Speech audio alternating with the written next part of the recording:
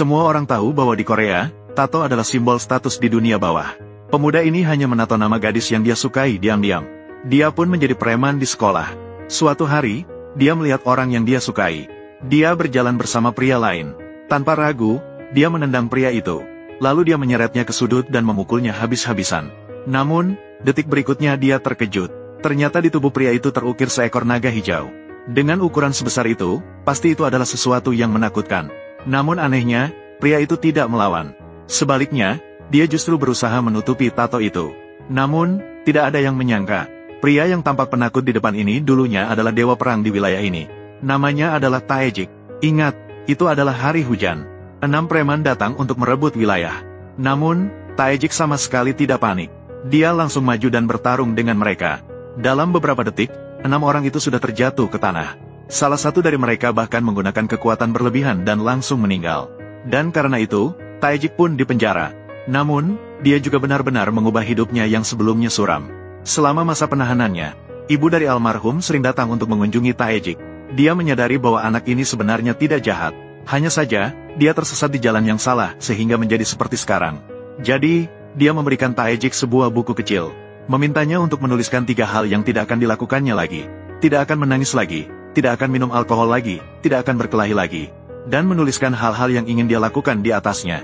Dengan cara ini, dia akan memaafkannya. Dan Taejik sangat menghargai buku kecil ini.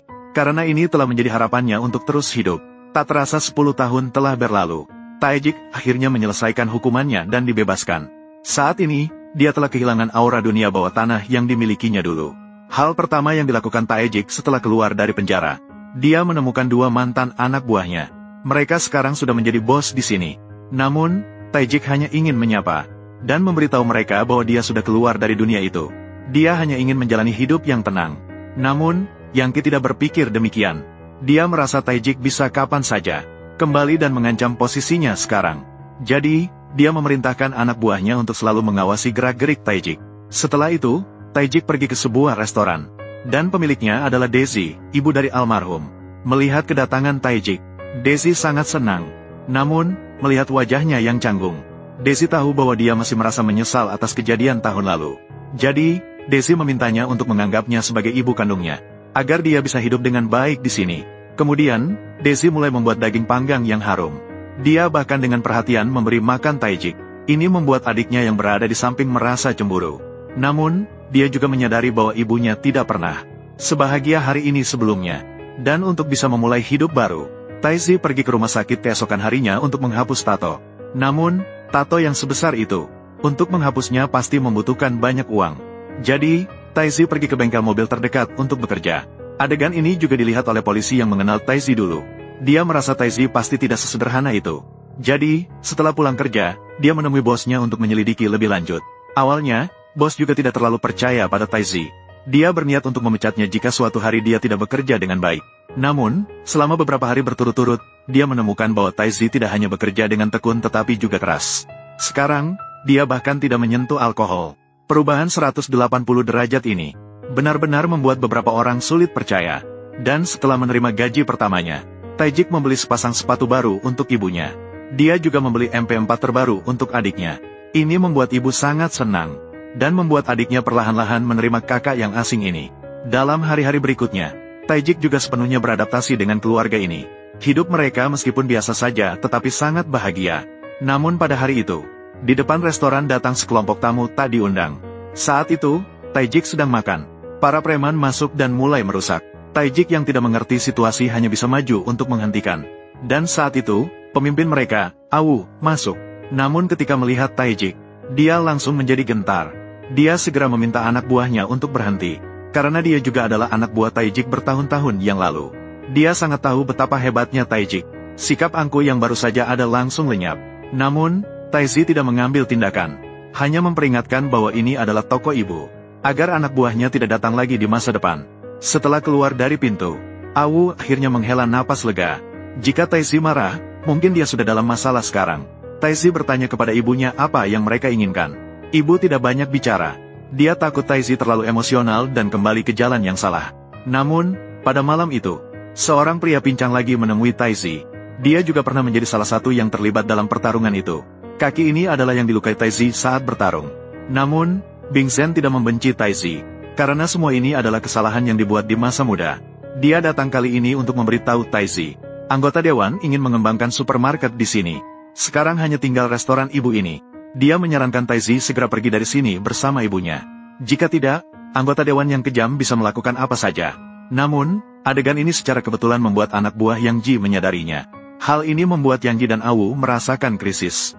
Karena anggota dewan pernah berjanji di depan ketiga orang itu, siapapun yang bisa mengurus restoran ibu, akan mendapatkan klub malam yang baru dibuka.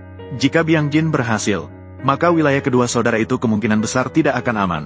Maka mereka memutuskan untuk bertindak lebih dulu. Keesokan harinya, saat Taijik pergi bekerja, Awu kembali membawa anak buahnya ke toko. Namun, ibu sangat tegas dan tidak mau menandatangani apapun. Karena ini adalah satu-satunya harapan yang ditinggalkan oleh putranya. Melihat ibu tidak mau berkompromi, mereka terpaksa mengusir ibu keluar, merusak barang-barang di dalam. Ini kebetulan dilihat oleh adik perempuan yang pulang sekolah. Dia melemparkan MP4 ke arah mereka. Tapi bagaimana dia bisa menjadi lawan sekelompok pria besar? Melihat tidak ada cara untuk mengatasi mereka, adik perempuan hanya bisa berlari mendekat. Dia memberitahukan berita ini kepada Taejik. Namun ketika Taejik kembali, tempat ini sudah menjadi tumpukan puing. Taejik tahu bahwa mereka tidak akan berhenti di sini. Jadi keesokan harinya dia menemui anggota dewan. Dia berharap anggota dewan bisa menghentikan ini, karena dia sudah bersumpah untuk tidak berkelahi lagi. Dia berharap dia bisa membantunya menjaga sumpah ini. Dan setelah Taejik pergi, anggota dewan hanya tersenyum sinis dan membuat panggilan telepon. Tak lama kemudian, sekelompok preman menemukan Taejik. Dia ingin Taejik mengubah van-nya menjadi mobil terbang. Jelas ini hanya untuk mengganggu, jadi Taejik terpaksa menolak. Namun, pria yang memimpin langsung menyerang. Melihat Taejik tidak membalas, mereka semakin berani melangkah lebih jauh, ingin menempatkan Taejik dalam bahaya. Adegan ini juga dilihat oleh bos. Dia ingin maju untuk menghentikan tetapi malah terjebak di dalamnya. Melihat situasi, Taejik hanya bisa melindungi bosnya dengan sekuat tenaga, tidak membiarkannya terluka, hingga keributan semakin besar. Hanya dengan begitu mereka akan menyerah. Dan berita ini dengan cepat diketahui oleh penguasa sekolah yang diam-diam menyukai adik perempuan. Dia menganggap Taejik sekarang hanyalah harimau kertas.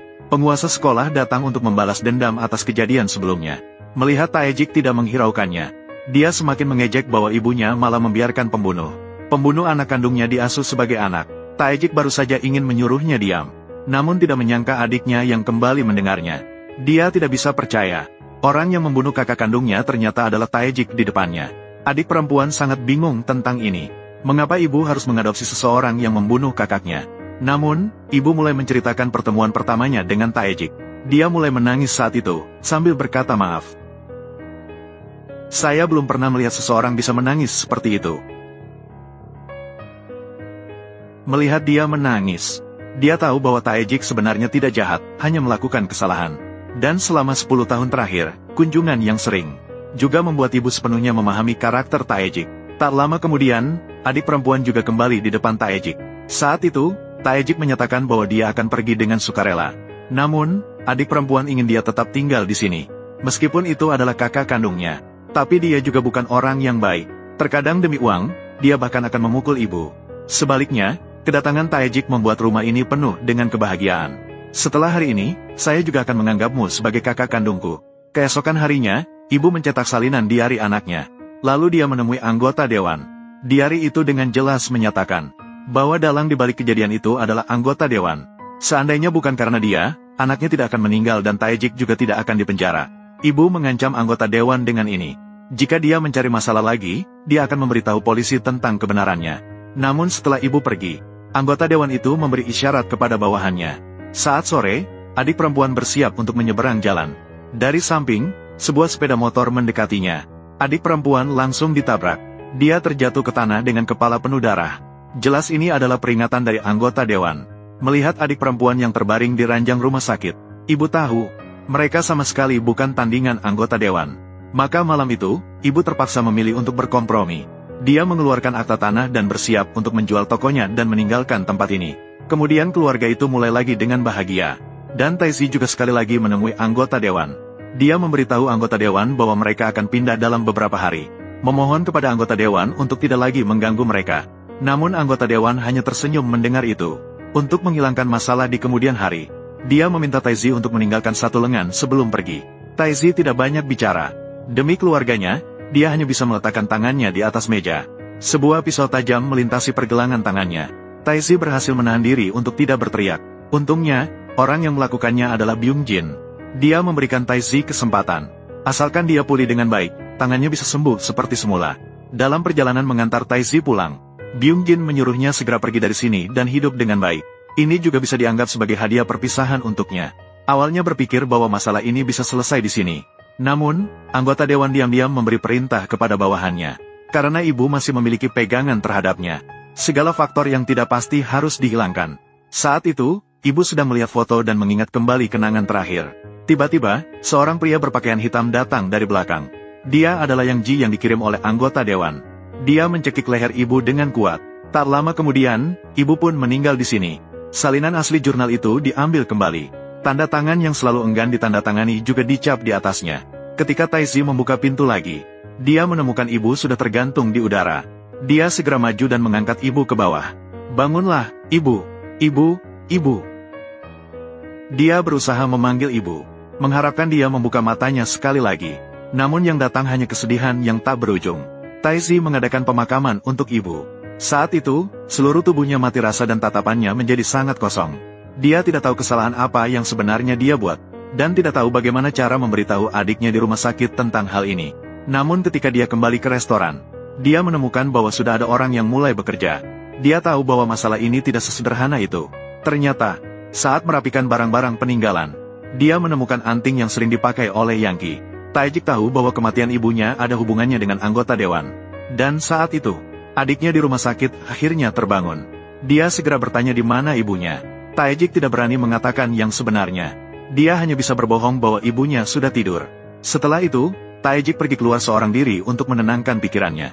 Namun dia menemukan di studio foto bersama yang belum diambil oleh adiknya. Melihat kebahagiaan yang seharusnya menjadi milik mereka. Saat ini, Taijik tidak bisa menahan air matanya lagi. Satu-satunya harapan telah hancur. Dia seolah-olah kehilangan makna hidup. Malam ini, Taijik kembali minum alkohol. Dia ingin menghapus rasa sakit di dalam hatinya. Namun dia menyadari bahwa rasa sakit itu sudah terukir di dalam hatinya. Saat ini, dia juga akan sepenuhnya menjadi gelap. Sementara itu, di sisi lain, anggota dewan masih ada. Mereka mengadakan pesta besar untuk merayakan keberhasilan proyek. Namun, detik berikutnya terdengar suara tangisan. Siapa yang menangis? Ternyata yang datang tidak lain adalah Taijik. Taijik yang 10 tahun lalu. Selama 10 tahun, saya selalu menyesal, jadi saya bersumpah pada diri sendiri.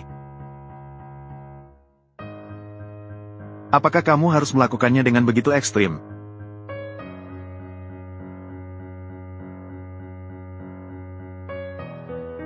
Saya sudah bangun pagi. Saat ini, Yang Qi yang membunuh ibunya masih berpura-pura gila. Taijik pun melemparkan anting-antingnya ke tanah. Lalu dia membiarkan Byung-jin yang telah berbuat baik padanya pergi lebih dulu. Karena dia ingin menghancurkan semua orang di depannya. Sebelumnya, preman sekolah itu keluar dengan membawa pisau, ingin berbuat sesuatu. Masih dengan angkuh mengakui bahwa dia adalah pelaku yang melukai adiknya. Taizhi tidak banyak bicara dengannya, tetapi dengan cepat merebut pisau dan menusukkannya ke punggungnya. Setelah mengatasi preman sekolah, dia menyalakan bensin di belakangnya dengan sebatang rokok. Dengan ini, pembalasannya secara resmi dimulai. Banyak anak buah menyerangnya. Namun tetap tidak bisa memadamkan api kemarahan di dalam hatinya.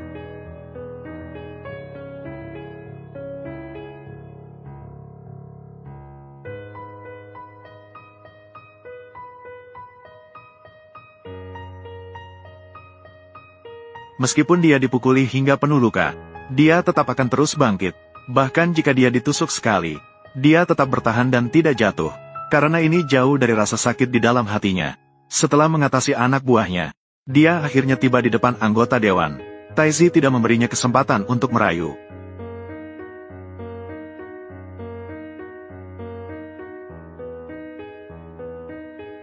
Namun saat ini, tidak peduli bagaimana Taizhi memukul, tidak ada yang bisa mengembalikan kebahagiaannya yang hilang. Dia teringat momen-momen kecil bersama keluarganya, mengingat hal-hal sepele dalam hidupnya bersama ibunya. Kenangan terus berputar dalam pikirannya. Akhirnya dia mengucapkan permintaan maaf. Lalu dia menghilang begitu saja di lautan api yang membara.